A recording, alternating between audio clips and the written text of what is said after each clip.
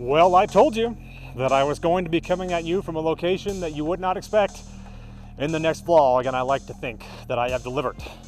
Monument Valley. It's one of these places that I've always wanted to visit, but I always talked myself out of it, saying, it's just too far. I don't want to make that drive. Well, I made the drive today, and let me tell you, it is absolutely spectacular. So we are playing 5-10 at the Peppermill for this vlog today, but, well, before we do that, we're going to take a look around this area, one of the most scenic areas on the face of the earth, in vlog 291.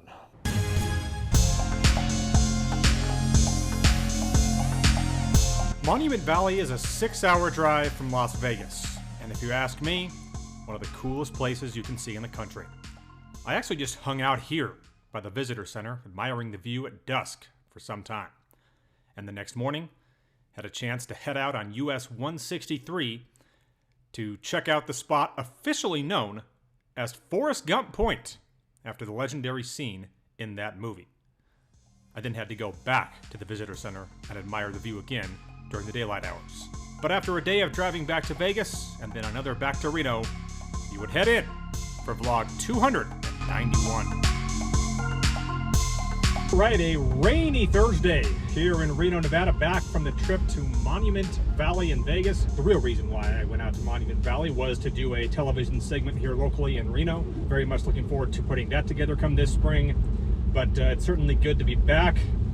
Things poker-wise, well, haven't been all that great despite being on a win streak.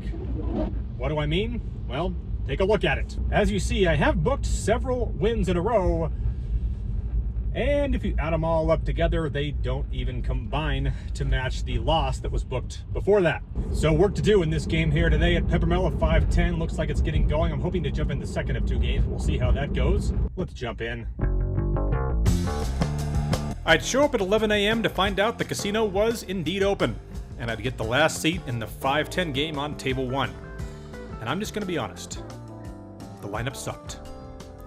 It ended up being one of these days where the guy who gives all the action was first on the list, but no one would leave. Good news was, despite the lineup not being good, I did run good in a hand early on, where I'd make the nut straight against an OWC who had 2 pair and a flush draw. Fortunately for me, the flush draw didn't get there. There was a one-liner out there to a weaker straight that definitely killed my action when I bet the river. So I'd win that hand, and I was in seat 6 and had yet to start rolling because I was hoping that I'd be able to get out of that seat into one for a better filming angle, but I'd end up playing a very significant hand in that seat early on. We'd get a $25 raise from the player under the gun. MP2 is an older, recently retired doctor who makes the call on my immediate right, and I have 5s in the low jack with the rock and put in 15 more. So with 80 in, the board comes out king, 4, 5, 2 hearts, giving me middle set. Original raiser bets out here, making it 50. MP2, this doctor I'm talking about, who does not play a lot of hands, raises to 125 here. Obviously, that's good news. I'm going north again. I 3-bet it to 300, as you can see here. Under the gun folds quickly, and it's back on MP2, who thinks about this for quite some time. I actually thought he was going to fold here, but he doesn't. He makes the call. Not a guy that gives a ton of action, so I'm wondering what the heck is he going to show up here with. King X of hearts is certainly one of those possibilities. And with 775 in, the turn is an offsuit 3. Good card for me to continue to bet. Obviously, I make it 400. I was a little worried that this particular sizing would lose ace-king in the hands of this particular guy. Certainly not from everyone, but this guy, I think, is probably going out here with ace-king. But I talked myself into thinking that he probably didn't have that because of the pre-flop action. But when I made this $400 bet, it was because I really wanted to bust this player. Not because I wanted his money, but because I really wanted to open up a seat in this game so the game gets better and therefore makes for a better vlog. What can I tell you? That's part of the reason. I would bet big here, I'd slide in the 400, and he does fold the hand relatively quickly, claiming that it was ace-king, though I did not get a look. I do happen to believe him. Next hand would come against the same guy. I'd open King Jack of Hearts under the gun +1 and get action from the low jack, who brought Tupperware to the game. If there's ever an indicator about someone not being action, it's bringing Tupperware to a casino. Shout out to Abe Lyman, somewhere down there in LA. He used to talk about this on his old podcast. Anyway, she'd call, as would under the gun. And with 105 in, the flop is ace 6-3, 2 hearts, giving me the nut flush draw. So the question is, should I bet here? I raised pre and flopped the draw, so obviously it's a good spot to bet, one would think, but there's really not much of a chance that anyone's going to fold an ace. But my thought here was, one barrel is not going to get it done, but two might. And obviously, I have my outs to the nut flush. So I bet 60, not expecting to get any aces to fold here, but planning on double barreling a lot of turns. Low jack folds, but the man on my right, in the under the gun position, check calls. So with 235 in here, I'm obviously looking for a heart or a card that I can barrel. Instead, I get the worst thing in the deck. It is an ace. He checks. Assuming that he has an ace, I check this thing back. River is a 5. I brick everything out. He just bets out for 100. I snap fold the hand, and he is nice enough to show me an ace. If you are a results-oriented player, boy, are you going to hate this next hand. Ace, Jack of Spades, and I open it to 30. Only guy in the game who could possibly be characterized as aggressive 3-bets me to 120. He's one of these guys I don't actually know if he's a winning player or not, but every time I play with him, I consider him very tough to beat. So I think he's pretty damn good. I actually am leaning towards folding this after he 3-bets me, but then the same guy as in the previous two hands cold calls this bet. Now he's obviously going to have a strong hand here, but this does give me a pretty good price with ace jack suited to see a flop here, even though I am kind of stuck in the middle with regards to a three-way pot. So I complete the bet, and with 360 in, the flop is jack 9-10, 2 clubs. So I do flop top pair, top kicker, but is that enough? The board texture is not particularly great for me either, because there's going to be a lot of things coming that are going to make this worse. I check. Middle position 2, bets 175. And once again, this guy on my right in the big blind this time alters the plan. Because he calls. Now I just know I am beat if this older gentleman is putting in $175 here. Hell, it's possible I'm in third place now. So I take the road less traveled with top pair, top kicker, and just lay it down right now. And with 710 in, the turn's an offsuit jack. It would go check, check, and then the big blind would bet 100 on the river, which would come a 9 to make sure and give me no doubt that I had the best hand, filling me up. He would just bet 100, and the other player would actually tank significantly on the 100, which is a 1/7 pot size bet, by the way. So I don't know what he ended up having here, but he would decide to pay off and pocket kings, which obviously just called pre-flop, would end up taking this pot down, and I am left with nothing but tilt. But what can I say? I folded when I was behind, and that is the object of the game, last I checked. This is a mid-session update. Some of you that are watching this are likely YouTubers yourselves. Well, I am on YouTube tilt. And I'll tell you why at the end of the vlog.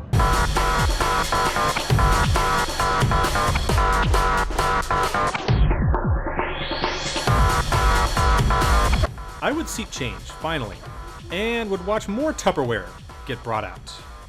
This game is not getting any better. And it was a bigger gut punch when a seat finally opened up and the player who was set to come into the game had already busted in 1-2 and bailed.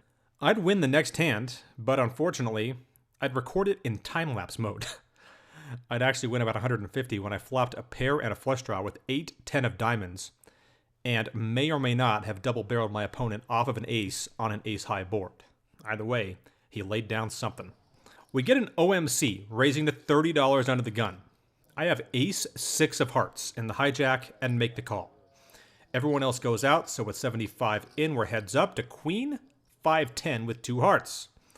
He follows through with a bet of $35. Now, if I semi-bluff raise here, I don't think that he's 3-betting without a set.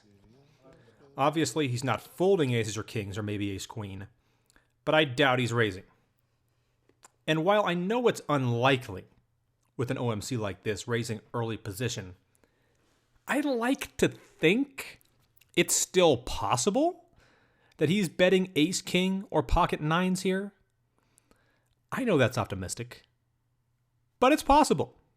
So I figured I'd find out. I raise it to 130. And what happens next would make me want to throw up all over the table. He 3-bets to 435. Now, it has to be pointed out, while this gentleman, I don't think really adds anything to the game in terms of conversation or in terms of action, I gotta say, he's tough. And he's a good poker player. Do I think he's doing this with anything other than a set too often? No. But it's possible, I suppose.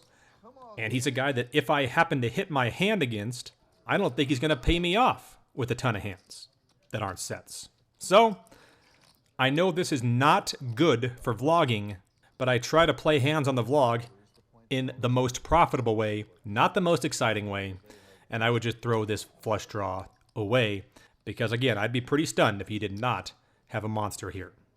I would continue to hope, as the sun went down, that the game would get better. But we'd get a grinder that would sit down, one of the best players in the Reno area. And then, a half an hour later, we'd get another profitable grinder sitting down in this game. And let me just tell you this. This is the 291st vlog on this channel. I try to give you a pretty good representation of what it's like to play in games like this and do so for profit. Not necessarily on a full-time basis, as I don't. I usually play 3 days a week. But I can tell you that out of those 291 vlogs, I don't think I've ever played a session from start to finish in a worse lineup. If I hadn't been determined to make a vlog, I would have just left. But that said, once the clock struck 5 o'clock and I had Niner football and Golden Knights hockey to watch, I'm sorry, but I'm wrapping this one up early with self-preservation in mind, because this lineup sucks, and one of the best pieces of advice you can get is when a game is shitty, just get up and leave. So I would rack up booking the win, something on this day I'd consider to be a blessing.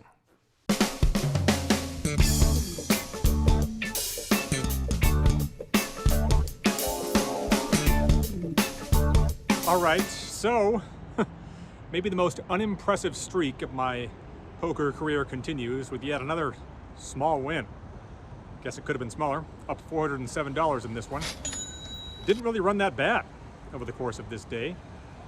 Might have really run good if I had just called that $30 bet from that OMC there at the end with the ace-6 of hearts. I might have drilled the nut flush and made some more money. I just feel like I just call there too often though. And I guess that was kind of my thought process, was I need to have more raises there than I ultimately ever do. And sure enough, the time where I choose to do that, it burns me. So the big win continues to elude us, but obviously this is better than losing. Now I gotta go watch a combination of Niners and Golden Knights, despite the fact I have but one TV.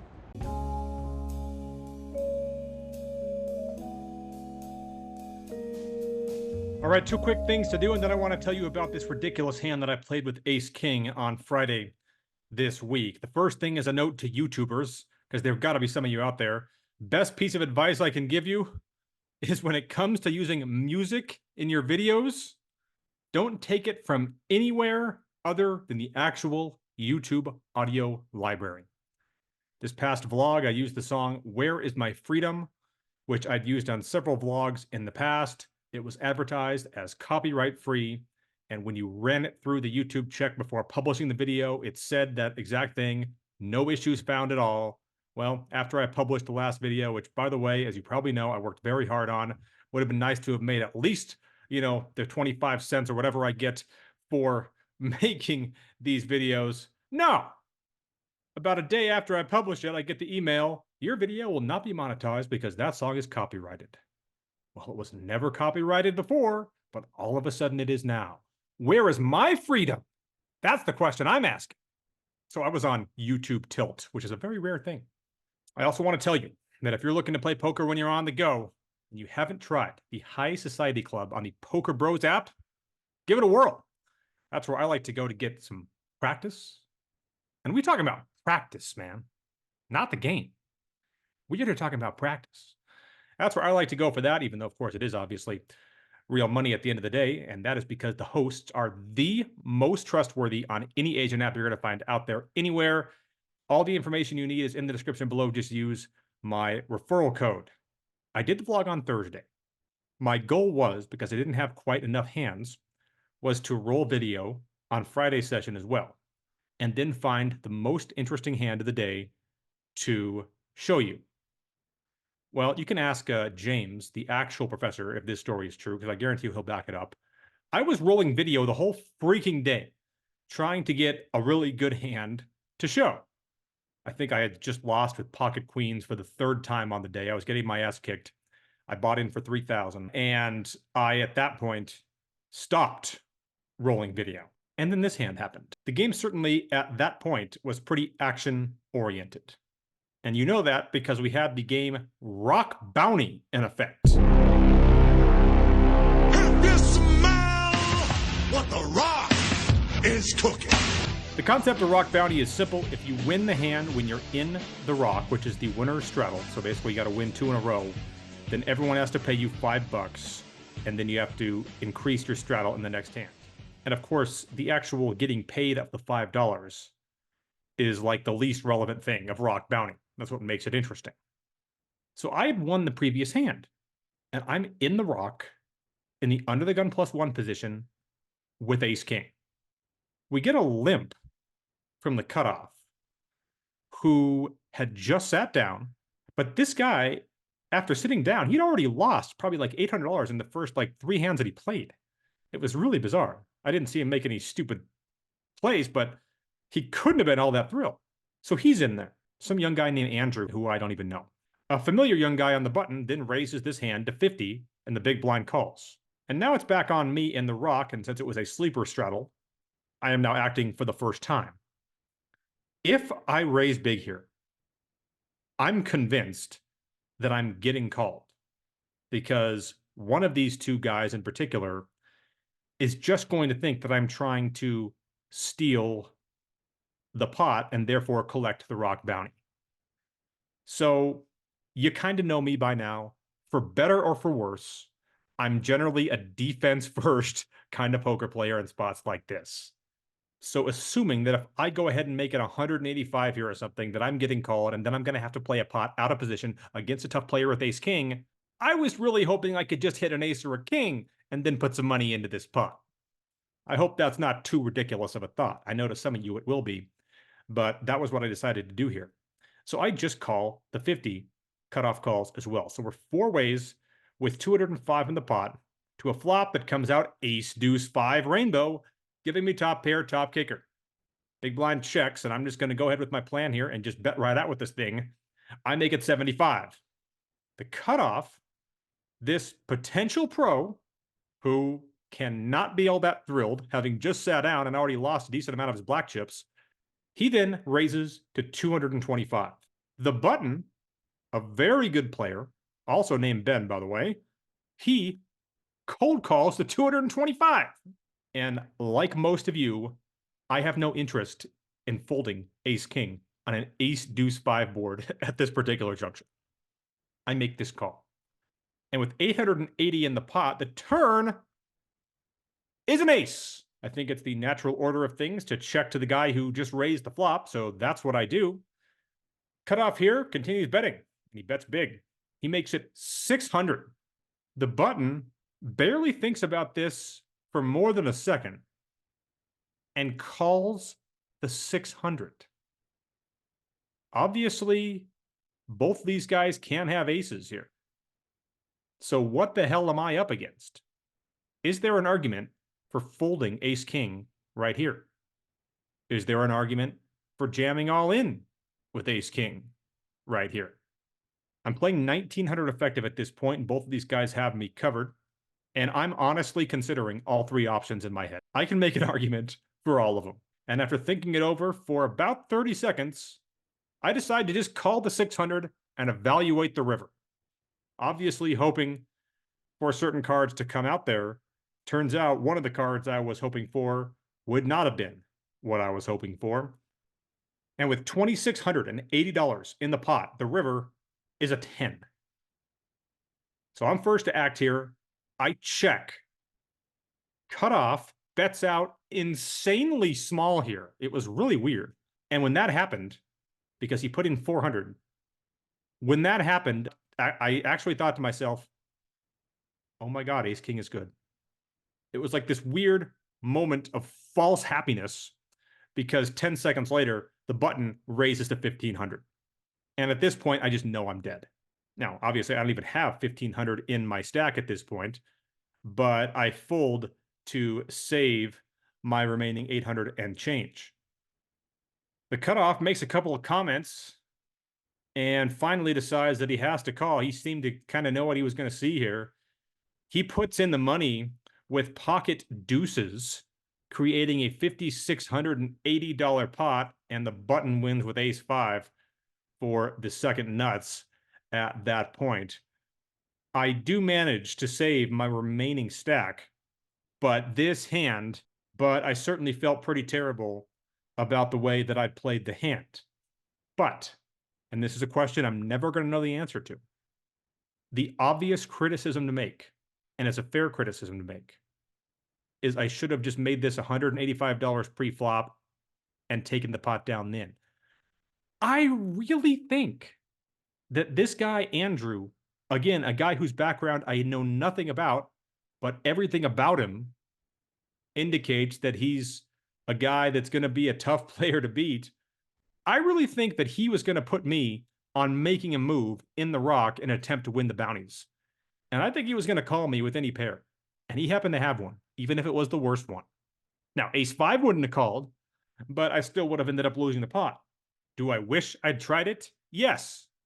But I can't show you what I wish I'd done. I can only show you what I did. And even though I had trip aces in this one, and the board was pretty dry, I was still in third place. And I think that is a vlog first. I don't think I've ever told the story of a big pot that I played where I finished third, got the bronze medal in that one, but managed to save my last 800, and I'd rack up and book the loss shortly after that, snapping a very unimpressive winning streak, which I intend to turn around next week. If you're new to the channel, following the bit from last week, I appreciate you being here. Do me a favor and hit those like and subscribe buttons, and we'll see you back here next time.